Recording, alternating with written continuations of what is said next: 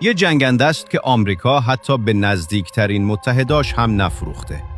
نه به خاطر قیمتش، بلکه به خاطر تکنولوژی و قدرتی که داره. F-22 رپتور اولین جنگنده نسل 5 جهان محسوب میشه و طوری طراحی شده که پنهان بمونه.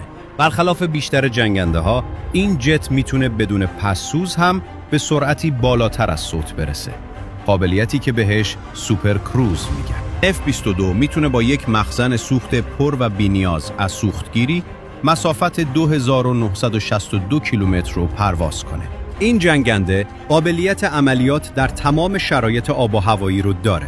F-22 با 30 آنتن روی بالها و بدنه مجهز به رادار غیرفعال و پنهان است که میتواند هر سیگنال تهدیدآمیز را شناسایی نماید.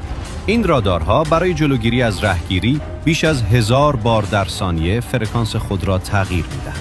F-22 میتونه 2268 کیلوگرم بمب و موشک و سلاح جنگی حمل کنه.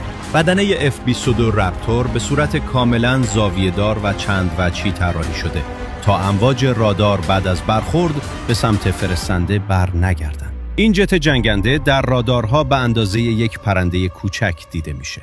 این مسئله شکارش توسط رادارها رو بسیار دشوار میکنه.